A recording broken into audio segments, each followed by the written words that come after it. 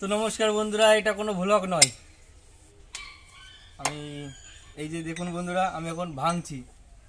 মিস্ত্রিরা ইট গেঁথে দিয়েছে আর সেটা আমি ভাঙছি। কোন কারণে ভাঙছি আমি ইটটা? তো আমার তো লস আমি করব না।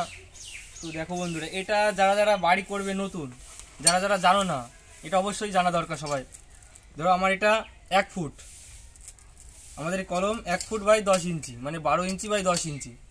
তো আমাদের এদিকে 12 ইঞ্চি করে, মানে 1 ফুট লম্বাই এদিকে, আর চওড়াই হলো 10 ইঞ্চি। তো আমার এখানে একটু কভার ছিল না, আমি ইটটা ভাঙলাম। তো মানে কি বলবো, 12 ইঞ্চির জায়গায় কোথাও 10 ইঞ্চি, কোথাও 10.5 ইঞ্চি, আবার কোথাও 12 ইঞ্চির জায়গায় 13.5 ইঞ্চি। তাহলে মিস্ত্রির এইগুলো হবে কেন? তো বন্ধুরা, যারা যারা নতুন বাড়ি বানাবে, এই আমার গ্রাউন্ডটা দেখাই দে। এই যে আমি এই রিংগুলো এল করলাম আমি, আবার এই যে রিং করাচ্ছি আমি।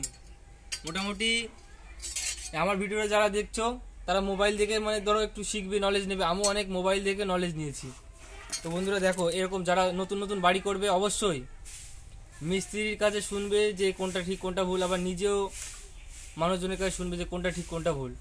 তো আমি করছি টাইম পাচ্ছি না ভিডিও বানাতে। তো আমার একটা বন্ধু এসেছে, বন্ধু তো দেখা, তো একটু দেখা, তো দেখা এই যে বন্ধুরা, তো আমি বললাম একটু ভিডিও কর, দেখা। এটা অবশ্যই মানুষের যারা যারা নতুন ঘর বাড়ি বা যে মানে একটা যা কিছুই করবে, করার আগে পুরো নলেজ নিয়ে প্রথমে বানিয়ে নেবে, স্ট্রাকচার কেমন কি বানাবে।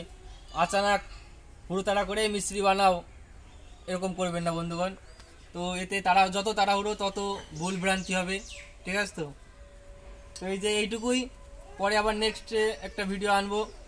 তো এটা আমার বন্ধু আসলো বলে এটা ও ধরে রয়েছে, ওর জন্য করা, নাহলে এতদিন আমি ভিডিও করার টাইমই পাইনি, এখনো খাওয়ার টাইম পাই না, এরকম অবস্থা।